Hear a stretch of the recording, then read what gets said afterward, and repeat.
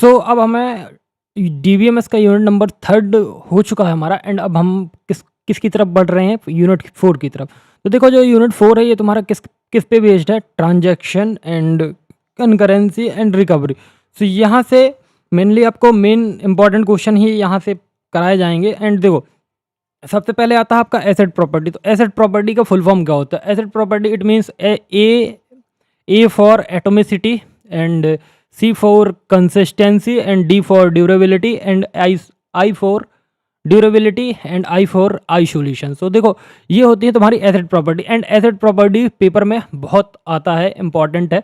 सबसे पहले asset property जानते हैं होता क्या। एसेट प्रॉपर्टी क्या होता है? एसेट प्रॉपर्टी जो होता है ये एक सेट ऑफ प्रॉपर्टीज होता है जो इंश्योर करता है कि तुम्हारा ट्रांजैक्शन रिलायबल और कांस्टेंट रहे। क्या रहे?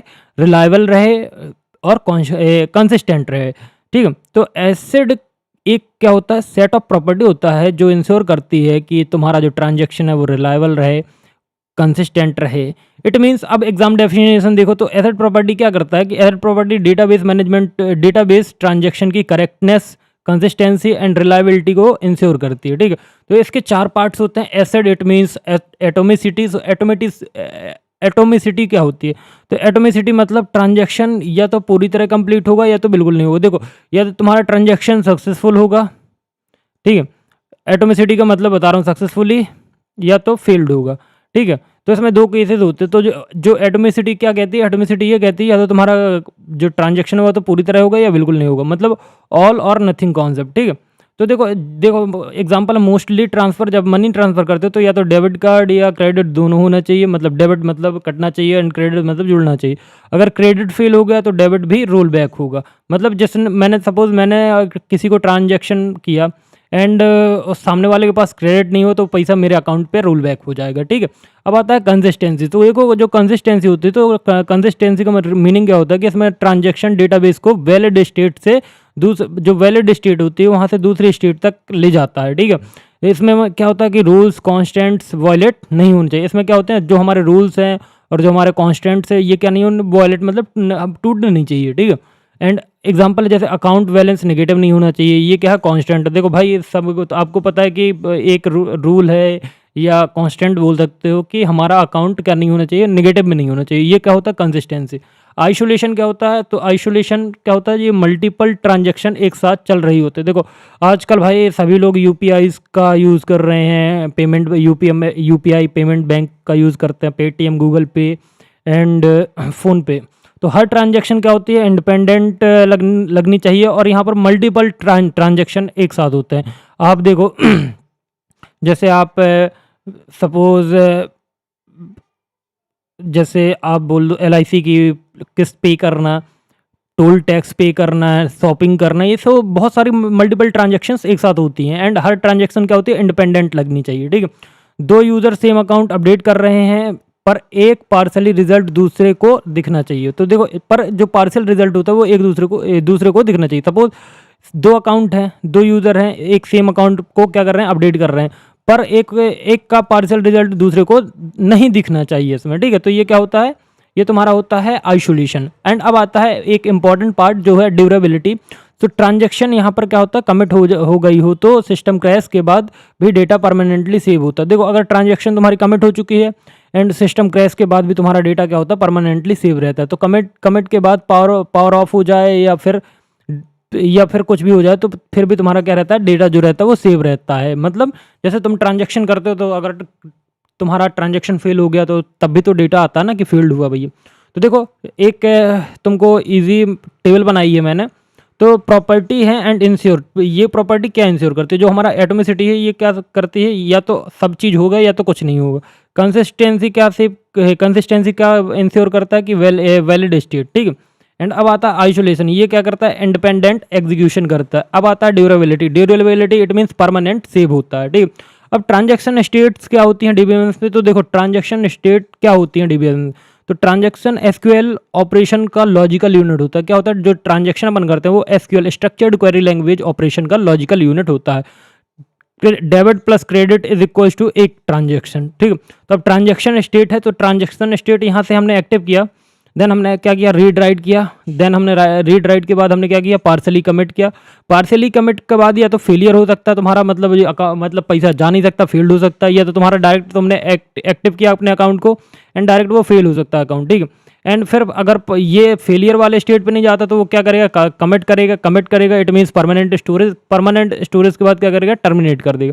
एंड देखो अगर तुम्हारा फेलियर आया तो फेलियर के बाद क्या करोगे, अबॉर्ट करोगे, अबॉर्ट करने के बाद क्या करोगे, टर्मिनेट करोगे एंड ये रोल बैक हो जाएगा, ठीक है। तो आई होप तुम ये डायग्राम बना के आ सकते हो इसमें, किसमें कि ट्रांजेक्शन स्टेट क्या होती है, तो तुमको नंबर मिलेंगे। तो एक्टिव स्टेट क्या होती है, एक्टिव स्टेट में मतलब ट्रांजैक्शन हो चुकी है, एसक्यूएल स्टेटमेंट एग्जीक्यूट हो रहे हैं, ठीक है। तो एक्टिव स्टेट का मतलब सिर्फ इतना है कि ट्रांजैक्शन तुम्हारी हो चुकी है एंड एसक्यूएल स्टेटमेंट मतलब structured query language statements execute हो रहे हैं। अब आता है पार्शियल कमिट स्टेटमेंट। तो पार्शियल कमिट स्टेट क्या होती है, ये मतलब ये होता है कि लास्ट जो तुम्हारी स्टेटमेंट थी वो क्या हो चुकी है, एग्जीक्यूट हो चुकी है और अभी कमिट नहीं हुआ।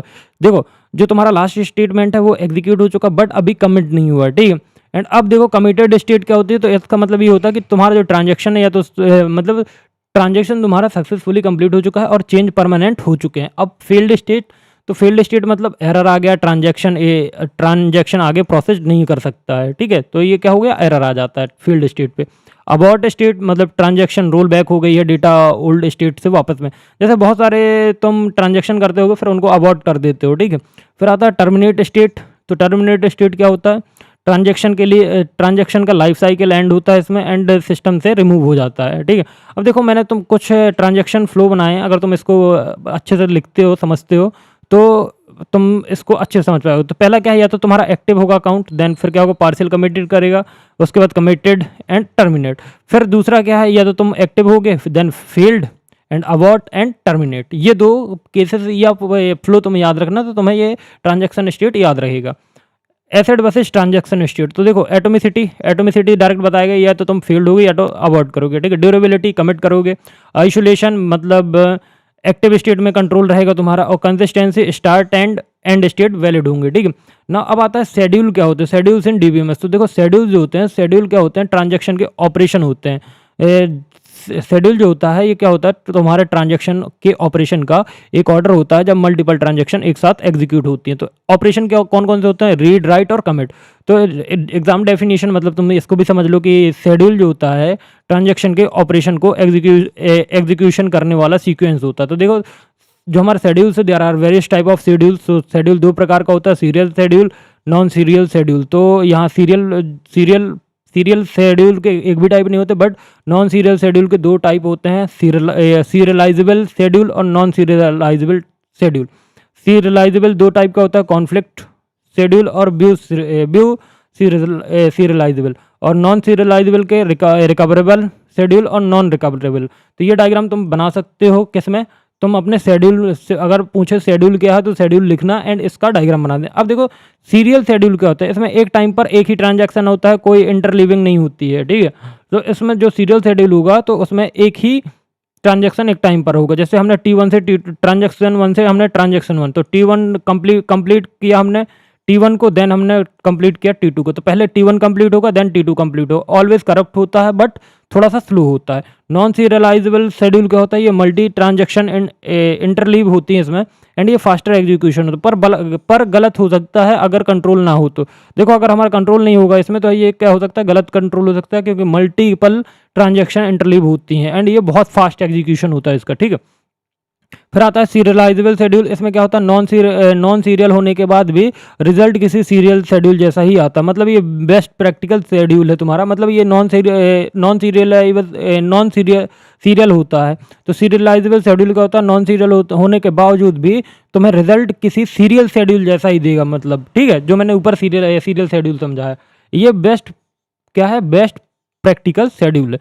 नॉन सीरियलाइजेबल शेड्यूल क्या होता है, रिजल्ट किसी भी सीरियल ऑर्डर में मैच नहीं करता है, मतलब ये इनकरेक्ट रिजल्ट देता है, ठीक है। तो शेड्यूल समरी समझ लो। शेड्यूल हमारे यहाँ पे 4 लिखी हैं। मीनिंग क्या है, सीरियल जो होता है ये 1 by 1 होता है, नॉन सीरियल इंटरलीव्ड होता है and serialisable correct non serial and non serialisable मतलब इनकरेक्ट। अब आता है सीरियलाइजेबिलिटी क्या होती है। तो सीरियलाइजेबिलिटी क्या होती है, तो देखो सीरियलाइजेबिलिटी जो होती है, सीरियलाइजेबिलिटी चेक करती है कि कोई नॉन सीरियल शेड्यूल सेफ है या नहीं, ठीक है। एंड इसमें क्या करते हैं, सीरियलाइजेबिलिटी को इंश्योर जो सीरियलाइजेबिलिटी है वो क्या चेक करती है कि जो हमारा कोई नॉन सीरियल शेड्यूल है वो सेफ है या नहीं है, ठीक है। तो सीरियलाइजेबिलिटी इंश्योर करती है कि नॉन सीरियल शेड्यूल का रिजल्ट किसी सीरियल शेड्यूल के बराबर हो या उसके जैसा हो, ठीक है। Type of serializable schedule, so there are 2 type of serializable test या डीबीएमएस में 2 टेस्ट होते हैं। तो पहला होता है कॉन्फ्लिक्ट और व्यू सीरियलाइजेबिलिटी। तो देखो कॉन्फ्लिक्ट सीरियलाइजेबिलिटी क्या होती है, कॉन्फ्लिक्ट क्या होता है, जब 2 ट्रांजैक्शन सेम डेटा आइटम क्या कर रहे हो, एक्सेस कर रहे हो और कम से कम एक राइट हो। देखो जब हम 2 ट्रांजैक्शन कर रहे हैं सेम डेटा टाइम, मतलब हम सेम जो हमारा ट्रांजैक्शन है वो सेम डेटा आइटम्स को क्या कर रहा है, एक्सेस कर रहा है, ठीक है। एंड हम उसमें क्या कर रहे हैं, उसमें कम से कम एक उसमें राइट हो रहा है, तो ये क्या होगा, कॉन्फ्लिक्ट हो जाएगा। अब देखो कॉन्फ्लिक्ट के ऑपरेशन क्या होते हैं, रीड राइट, राइट रीड और राइट राइट। और रीड जो होता है वो कभी क्या नहीं होता, कॉन्फ्लिक्ट नहीं होता। तो रीड या राइट कॉन्फ्लिक्ट करेगा, राइट रीड ऑपरेशन है एंड रीड राइट ऑपरेशन है एंड रीड कॉन्फ्लिक्ट नहीं होता। तो कॉन्फ्लिक्ट सीरियलाइजेबिलिटी टेस्ट कैसे होता है, तो देखो यहाँ पे प्रेसिडेंस या सीरियलाइजेबल ग्राफ है। तो देखो ग्राफ बनाओ कि नोट्स और ट्रांजैक्शन है एंड कॉन्फ्लिक्ट के ऑर्डर में डायरेक्टेड एज लगाओ एंड ग्राफ के साइकिल चेक करो। तो साइकिल नहीं है तो मतलब क्या है, तुम्हारा सीरियलाइजेबल है, और साइकिल है तो मतलब नॉट सीरियलाइजेबल है। ये तुम डायग्राम देख लेना कहाँ पे, गूगल पे, ठीक है। एंड एग्जाम्पल है T1 से हमने किया T2 पे एंड T2 से किया हमने T1 पे। यहाँ पे साइकिल प्रेजेंट है तो ये साइकिल प्रेजेंट नहीं है, तो ये क्या होगा, नॉट कॉन्फ्लिक्ट होगा। साइकिल जैसे मैं बता रहा हूँ, जैसे T1 T2, जैसे ये T1 T2 है, यहाँ पे हमने रीड राइट किया एंड ये देखो साइकिल बन गई। तो भाई ये साइकिल बन गई तो यहाँ पे समझ लो कि भाई क्या होता है कि ये कॉन्फ्लिक्ट होगा, ठीक है। साइकिल बन रही है तो नॉन सीरियलाइजेबल होगा एंड साइकिल नहीं बनी तो सीरियलाइजेबल होगा, ठीक है। अब व्यू सीरियलाइजेबिलिटी क्या होती है, देखो शेड्यूल जो होता है व्यू सीरियलाइजेबल होता है अगर सेम रीड फ्रॉम रिलेशन हो और सेम फाइनल राइट हो। ये कॉन्फ्लिक्ट सीरियलाइजेबल से ज़्यादा होता है। जो कॉन्फ्लिक्ट सीरियलाइजेबिलिटी होती है इससे ज़्यादा पावरफुल होता है ये हमारा व्यू सीरियलाइजेबिलिटी। इसमें क्या होता है कि हर कॉन्फ्लिक्ट क्या होता है, सीरियलाइजेबल शेड्यूल होता है एंड व्यू सीरियलाइजेबल होता है। क्या होता है, व्यू सीरियलाइजेबल होता है, पर हर व्यू सीरियलाइजेबल होता है तो जो कॉन्फ्लिक्ट होता है वो सीरियलाइजेबल नहीं होता है, ठीक है। तो देखो इसके की पॉइंट थोड़ा सा याद रखना, ट्रिकी हैं बट तुमको समझ में आ जाएंगे कि जो हर कॉन्फ्लिक्ट सीरियलाइजेबल शेड्यूल होता है वो व्यू सीरियलाइजेबल नहीं होता। मतलब समझो यहाँ पे हर कॉन्फ्लिक्ट सीरियलाइजेबल शेड्यूल जो होगा तो वो व्यू सीरियलाइजेबल होता है, but her view serialisable conflict serialisable नहीं होता है, ठीक है। तो आई होप तुमको समझ में आ गया होगा। यहाँ पर टेस्ट थोड़ा सा कॉम्प्लेक्स होता है इसलिए रेयरली इंप्लीमेंट होते हैं ये, ठीक है। अब आता है नेक्स्ट टॉपिक है हमारा कंकरेंसी कंट्रोल। तो देखो कंकरेंसी कैसे कंट्रोल की जाती है। कंकरेंसी कंट्रोल क्या है, एक टेक्निक है क्या कर सके, एक साथ एग्जीक्यूट कर सके बिना किसी डेटा इनकन्सिस्टेंसी के। तो देखो कंकरेंसी कंट्रोल टेक्निक्स का कंकरेंसी जो होती है एक टेक्निक होती है, इसमें हम क्या करते हैं कि मल्टीपल ट्रांजेक्शन एक साथ कर सकते हैं, एग्जीक्यूट कर सकते हैं ताकि क्या ना हो, डेटा इनकन्सिस्टेंसी ना हो। एंड कंकरेंसी कंट्रोल इंश्योर करता है कि कॉन्करेंट ट्रांजेक्शन डेटाबेस को करेक्ट और कंसिस्टेंट स्टेट में रखे। तो ये तुम्हारे रिकॉर्ड्स हैं एंड यहाँ पे देखो राइट हो रहा है ट्रांजेक्शन। ये तो देखो ये प्रोसेस हमने 1 की, प्रोसेस 2 की, प्रोसेस 3 की, हमने सेम टाइम पे किया, T1 से ही हमने किया एंड ये रिकॉर्ड हमने क्या किया, रिकॉर्ड हमने यहाँ पे सेव हुआ एंड ये हमारे सारे ट्रांजेक्शन क्या हो गए, सक्सेसफुल हो गए। तो देखो कंकरेंसी में प्रॉब्लम क्या आती है, लॉस्ट अपडेट होता है, डायरेक्टली रीड कर सकता है और इन अनरिपीटेबल रीड होती है। इसमें क्या होती है, अनरिपीटेबल रीड होती है और इनको अवॉइड करने के लिए हमें इनको अवॉइड करने के लिए टेक्निक्स का यूज़ होता है। तो सबसे पहला है एक लॉकिंग बेस्ड कंकरेंसी कंट्रोल। तो इसमें क्या होता है कि इस टेक्निक में ट्रांजैक्शन को डेटा एक्सेस करने से पहले लॉक लेना पड़ता है। क्या लेना पड़ता है, लॉक लेना पड़ता है। देखो जो लॉकिंग बेस्ड, देखो अभी तुमको समझाता हूँ। देखो 3 तुम्हारी प्रॉब्लम है कंकरेंसी की, लॉस्ट हो सकता है अपडेट, डायरेक्टली रीड कर सकता है, डायरेक्टली रीड हो सकता है या अनरिपीटेबल रीड हो सकता है। तो 3 प्रॉब्लम है एंड इनको सॉल्व करने के लिए हमारे पास कुछ टेक्निक्स हैं। पहला टेक्निक हमारा क्या है, लॉकिंग बेस्ड क्या हो सकता है, कंकरेंसी कंट्रोल हो सकता है। इसका मीनिंग क्या है कि इस टेक्निक में ट्रांजैक्शन को डेटा एक्सेस करने से पहले लॉक लेना पड़ता। क्या लेना पड़ता है? लॉक लेना पड़ता। और लॉक कितने टाइप के होते हैं? 2 टाइप के होते हैं। पहला होता है शेयर्ड लॉक, जिसको एस से डिनोट करते हैं, एंड एक्सक्लूसिव लॉक होता है, जिसको हम एक्स से डिनोट करते हैं। तो जो शेयर्ड लॉक होता है ये सिर्फ रीड के लिए होता है, एंड जो एक्सक्लूसिव लॉक होता है ये राइट के लिए होता है। रीड और राइट 2 ही होते हैं, ठीक है। रीड मतलब डेटा को रीड करना, राइट मतलब तुम ट्रांजेक्शन कर रहे हो, ठीक है। अब आता है 2 फेज लॉकिंग। मतलब 2 फेज लॉकिंग ये इंपॉर्टेंट है। इसमें आता है पहला फेज है फेज मतलब एक पहला टाइप है ग्रोइंग फेज। इसमें क्या होता है? लॉक को हम क्या करते हैं? एक्वायर करते हैं, मतलब लॉक को लेते हैं। एंड सिंकिंग फेज में क्या करते हैं? लॉक को हम रिलीज कर देते हैं। तो देखो रूल क्या है, रिलीज के बाद नया लॉक नहीं ले सकते। अगर हमने श्रिंक कर दिया या श्रिंकिंग फेज पे आ गया, हमने मतलब लॉक को रिलीज कर लिया, तो हम क्या नहीं ले सकते? नया लॉक नहीं ले सकते। जो हमारा 2 फेज लॉकिंग होता है, 2 phasing locking schedule conflict serialisable होते हैं। इसके एडवांटेज क्या है? ये सिंपल कॉन्सेप्ट है, सीरियलाइजेबिलिटी गारंटी रहती है इसमें। डिसएडवांटेज क्या है? डेड लॉक पॉसिबल है और वेटिंग टाइम ज़्यादा हो सकता है, ठीक है। अब आता है time stamp based concurrency control. तो इसका मीनिंग क्या होता है कि हर ट्रांजेक्शन को एक टाइम स्टैम्प दिया जाता है, जो तुमको डिस्क्रिप्शन पे मिल जाएगा। तो टाइम स्टैम्प दिया जाता है, ऑपरेशन टाइम स्टैम्प ऑर्डर के अकॉर्डिंग ही एग्जीक्यूट होता है। जैसे हमने दिया टाइम स्टैम्प 2 बजे आपको एग्जीक्यूट करना है, तो जो हमारा ऑपरेशन होगा वो किसके अकॉर्डिंग होगा? 2 बजे के अकॉर्डिंग ही एग्जीक्यूट होगा। ओल्डर ट्रांजेक्शन को प्रायोरिटी है। तो जो मतलब ओल्डर ट्रांजेक्शन, जैसे तुम्हारा नया ट्रांजेक्शन तुमको करना है, तो तुम्हारा जो ओल्डर ट्रांजेक्शन फंसा हुआ है उसको क्या मिलेगा? तुम्हें प्रायोरिटी मिलती है। एंड इसकी वर्किंग कैसी होती है? देखो, पहले रीड राइट तब अलाउ करता है जब टाइम स्टैम्प रूल सेटिस्फाई हो। इसमें भाई बहुत मतलब क्या होता है, बहुत बढ़िया है। इसमें रीड राइट तुम्हें तब अलाउ किया जाएगा जब तुम्हारा टाइम स्टैम्प रूल सेटिस्फाई करेगा। एंड रूल ब्रेक हुआ तो ट्रांजेक्शन क्या हो जाएगा? रोल बैक हो जाएगा। अब आता है एडवांटेज। तो इसमें no dead lock, no waiting. इसमें कोई बेटिंग नहीं होती, कोई डेड लॉक नहीं होता। और डिसएडवांटेज है ये frequent roll back and starvation possible हो सकता है, स्टारवेशन पॉसिबल है। अब आता है वैलिड बेस्ड कंकरेंसी कंट्रोल। तो वैलिड बेस्ड कंकरेंसी को ऑप्टिमिस्टिक टेक्निक्स भी बोला जाता है। एंड इस अप्रोच में हम एज्यूम करते हैं कि कॉन्फ्लिक्ट रेयर होगा, मतलब जो हमारा डेटा है वो कॉन्फ्लिक्ट क्या करेगा? रेयर होगा। ट्रांजैक्शन बिना लॉक के एग्जीक्यूट होती है और बाद में चेक होता है। जो हमारा ऑप्टिमिस्टिक टेक्निक या वैलिडेशन बेस्ड कंकरेंसी कंट्रोल है, इसमें क्या होता है? ट्रांजैक्शन बिना लॉक के एग्जीक्यूट होता है, एंड बिना लॉक एग्जीक्यूट के बाद क्या करता है? बाद में चेक करता है, ठीक है। ठीक, तो इसमें बाद में चेक होता है, ठीक। इसमें 3 फेज होते हैं। रीड फेज मतलब डेटा को रीड करता है, लोकल कॉपी में चेंज करता है, ठीक है। वैलिड फेज चेक होता है कि कॉन्फ्लिक्ट हुआ या नहीं हुआ। एंड राइट फेज अगर सेफ है तो डेटाबेस पे अपडेट होगा, अगर नहीं है तो अपडेट रोल बैक कर देगा। तो देखो 3 फेज होते हैं किसके? वैलिडेशन बेस्ड कंकरेंसी के। तो पहला क्या है? 3 फेज में पहला आएगा read phase, validation phase and right phase. तो जो रीड फेज होता है उसमें डेटा को रीड किया जाता है, लोकल कॉपी में चेंज किया जाता है। वैलिडेशन फेज में चेक होता है कि कॉन्फ्लिक्ट हुआ है या नहीं हुआ। राइट फेज में हम क्या करेंगे? अगर सेफ है, अगर हमारा जो मतलब कॉन्फ्लिक्ट नहीं हुआ है, तो हम क्या करेंगे? डेटाबेस को अपडेट कर देंगे राइट फेज में। अगर अगर देखो अगर सेफ है तो क्या करते हैं? डेटाबेस में अपडेट कर दें। और नहीं तो हम क्या करते हैं? अगर सेफ नहीं है तो हम रोल बैक कर देते हैं, ठीक। एडवांटेज क्या है? यहाँ पे डेड ब्लॉक नहीं होता, हाई कंकरेंसी रहती है। डिसएडवांटेज क्या है? वैलिडेशन फेल हो सकता है, रोल बैक की कॉस्ट थोड़ा हाई होती है। अब देखो कंपैरिजन समझ लो टेबल।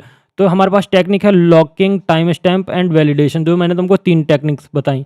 तो लॉकिंग का जो आइडिया होता है ये क्या होता है? Lock before access. तो इसको लॉक करते हैं बिफोर एक्सेस, ठीक है। डेड लॉक इसमें पॉसिबल है, एंड इसमें रोल बैक थोड़ा सा लो होता है। टाइम स्टैम्प मतलब टाइम ऑर्डर का एग्जीक्यूशन होता है, मतलब टाइम के हिसाब से एग्जीक्यूशन होता है।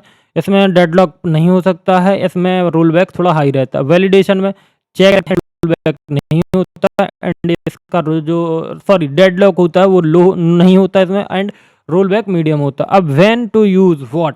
लॉकिंग कभी यूज़ करेंगे? जनरल पर्पस सिस्टम में यूज़ करते हैं। एंड टाइम स्टैम्प कब करते हैं? रियल टाइम सिस्टम में करते हैं। वैलिडेशन कब करते हैं? जब रीड हैवी सिस्टम हो तब हम इसका यूज़ करते हैं।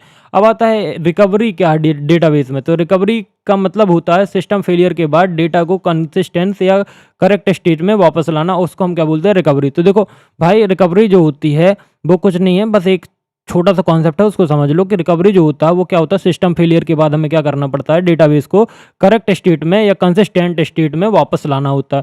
रिकवरी टेक्निक डेटाबेस फेलियर के बाद डेटा को कंसिस्टेंसी रीस्टोर करने के लिए यूज़ होती है, ठीक है। तो ये ट्रांजैक्शन स्टेट सिस्टम लॉग है, एंड यहाँ पे active, partial committed, field, abort and and. तो भाई अगर तुमको ये डायग्राम अच्छा नहीं लगे तो प्लीज़ दूसरा देख लेना, एंड ये मैंने गूगल से लिया हुआ है एंड गूगल ने मेरे को दिया रहा, ठीक है। तो जितने भी डायग्राम्स होते हैं हम सब गूगल या चैट जीपीटी से ही लेते हैं, तो आप भी जाके ले सकते हो, ठीक है। तो अब आता है डिफरेड अपडेट। तो इसमें नो अंडू और रीडू, इसमें ना तो अंडू होगा ना तो रीडू। मतलब आइडिया क्या है, डेटाबेस कमिट से पहले क्या होता है, अपडेट नहीं होता है। चेंज सिर्फ लॉग या टेम्पररी एरिया में रहते हैं। देखो डेटाबेस कमिट से पहले अपडेट नहीं होता है, पहला पॉइंट। दूसरा पॉइंट क्या है, चेंज सिर्फ लॉग या टेम्पररी एरिया में रहते हैं, ठीक है। एंड कमिट के बाद डेटाबेस में ही अप्लाई होते हैं। किस कमिट, जब हम कमिट करेंगे, देखो जी ये हमारा कमिट है, कहाँ गया ये कमिट है, अगर हमने कमिट कर दिया तो कमिट करने के बाद क्या होगा, कमिट करने के बाद क्या होगा, डेटाबेस में ही अप्लाई होते हैं। इसकी वर्किंग क्या होती है, फेलियर बिफोर कमिट। तो फेलियर बिफोर कमिट मतलब कुछ नहीं हुआ, और फेलियर आफ्टर कमिट तो हमें रीडू रिक्वायर्ड होता है। तो देखो इसका जो एडवांटेज है ये क्या है, ये सिंपल रिकवरी होती है, इसमें अंडू की नीड होती है, जरूर इसमें अंडू की नीड नहीं होती है, ठीक है। एंड अब आता है बात डिसएडवांटेज का, कमिट के बाद क्या करता है काम, कमिट के बाद काम स्लो हो सकता है। और रूल तुम्हें क्या याद रखना, डिफरेड अपडेट मतलब नो अंडू ओनली रीडू। तो इसमें क्या होता है, रीडू बस होता है, ना कि अंडू होता है, ठीक है। अब आता है इमीडिएट अपडेट। इसका मतलब होता है इमीडिएट अपडेट मतलब अंडू और रीडू। इसका आइडिया डेटाबेस ट्रांजैक्शन के ड्यूरिंग ही अपडेट होता है, उसमें डेटाबेस ट्रांजैक्शन के बाद अपडेट होता था। देखो पहले अपडेट नहीं होता, सॉरी, इसमें डेटाबेस कमिट करने से पहले अपडेट नहीं होता, बट उसमें क्या होता है कि जब हम कमिट करते मतलब डेटाबेस का ट्रांजैक्शन करते हैं तभी क्या होता है, अपडेट होता है। हर चेंज का लॉग मेंटेन होता है। वर्किंग क्या है, फेलियर बिफोर कमिट मतलब अंडू करो, फेलियर बिफोर कमिट, कमिट के पहले फेलियर हो गया तो अंडू कर दो, and failure before commit undo, and after commit redo करो, ठीक है। इसके एडवांटेज क्या है भैया, फास्टर एग्जीक्यूशन होता है, वाइडली यूज होता है टेक्निक। एंड डिसएडवांटेज क्या है इसका, रिकवरी कॉम्प्लेक्स होती है, एंड अंडू प्लस रीडू क्या होते हैं, दोनों होना चाहिए। क्या दोनों होना, इसके डिसएडवांटेज ये है कि भैया अंडू हो तो रीडू हो, दोनों होना चाहिए। मतलब इमीडिएट रूल याद रखो कि अंडू प्लस रीडू, और उसको कैसे याद रखोगे, deferred update it means no undo only redo. इसका डिफरेंस समझ लो। देखो डिफर्ड है और इमीडिएट है, तो देखो अपडेट टाइम आफ्टर कमिट होता है, ये ड्यूरिंग एग्जीक्यूशन होता है। अंडू इसमें नहीं होता, इसमें होता है। रीडू इसमें होता है, इसमें होता है। कॉम्प्लेक्सिटी डिफर्ड की लो होती है, एंड इमीडिएट की क्या होती है, हाई होती है। अब देखो शैडो पैगिंग आती है। तो शैडो पैगिंग क्या है, डेटाबेस का शैडो कॉपी मेंटेन करता है। ये क्या करता है, जो शैडो पैगिंग है ये क्या करता है, डेटाबेस का एक शैडो कॉपी मेंटेन करता है। इसमें ओरिजिनल पेज जो होते हैं वो अनटच रहते हैं, एंड चेंज न्यू पेज पर होते हैं। देखो जो हमारे ओरिजिनल पेजेस होंगे वो अनटच्ड रहेंगे, बट चेंज जो होंगे वो न्यू पेज पे होंगे। अब वर्किंग कैसे करता है, कमिट से पहले क्या करेगा, शैडो पेज का यूज़ करेगा, एंड कमिट के बाद क्या करेगा, पॉइंटर न्यू पेज पर शिफ्ट हो जाता है, ठीक है। तो देखो कमिट से पहले क्या करेगा, शैडो पेज का यूज़ करेगा, एंड कमिट के बाद क्या करेगा, पॉइंटर न्यू पेजेस में शिफ्ट हो जाए। And failure old shadow page use होते हैं। फेलियर में क्या होते हैं, ओल्ड शैडो जो पेज होते हैं उनका यूज़ करता है। इसमें एडवांटेज क्या है कि इसमें नो लॉग रिक्वायर्ड, इसमें लॉग रिक्वायर्ड नहीं होता, सिंपल रिकवरी होती है। एंड डिसएडवांटेज क्या है कि भैया एक्स्ट्रा मेमोरी की ज़रूरत होती है, इसको लार्ज डेटाबेस के लिए इनएफिशिएंट होता है। तो शैडो पैगिंग में क्या याद है, इसमें याद रखना कि भैया ना तो अंडू की ज़रूरत होती है ना तो रीडू की ज़रूरत होती है। अब आता है चेक पॉइंट। तो चेक पॉइंट क्या होता है, चेक पॉइंट एक ऐसा पॉइंट होता है जो जहाँ पर डीबीएमएस डेटाबेस को डिस्क सर्वर पर सेव करता है, एंड एक्टिव ट्रांजैक्शन का रिकॉर्ड रखता है। तो देखो चेक पॉइंट क्या होता है, चेक पॉइंट एक ऐसा पॉइंट होता है जहाँ पर डीबीएमएस डेटाबेस को डिस्क पर सेव करता है, डिस्क पर क्या करता है, सेव करता है, एंड एक्टिव ट्रांजैक्शन के रिकॉर्ड को सेव करता है, ठीक है। रखता है या सेव करता है एक ही बात है। अब वो चेक पॉइंट क्या है, हमें क्यों ज़रूरत पड़ती है चेक पॉइंट की, तो रिकवरी टाइम कम होता है इसलिए हमें ज़रूरत पड़ती है। तो पूरा लॉग स्कैन नहीं करता है, तो वाई चेक पॉइंट, क्यों चेक पॉइंट की जरूरत, देखो रिकवरी टाइम कम होता है एंड पूरा लॉग स्कैन नहीं होता। अब वर्किंग क्या है, अगर चेक पॉइंट क्रिएट होता है तो फेलियर के बाद रिकवरी लास्ट चेक पॉइंट से स्टार्ट होती है। देखो अगर तुम्हारा चेक पॉइंट क्रिएट हुआ है, इसकी वर्किंग बता रहा हूँ। अगर तुम्हारा चेक पॉइंट क्या हुआ, क्रिएट हुआ एंड फेलियर के बाद रिकवरी लास्ट चेक पॉइंट से स्टार्ट होती है। एंड अब बात करते हैं एडवांटेज। तो एडवांटेज क्या है, इसमें फास्ट रिकवरी होती है और लॉग साइज मैनेजेबल होता है। तो ये तुम्हारा यूनिट नंबर 4 कंप्लीट होता है यहाँ पे। एंड अब हम जो यूनिट पढ़ेंगे वो है unit number 5। So thank you. And इसके नोट्स तुमको टेलीग्राम पे हैं, ठीक।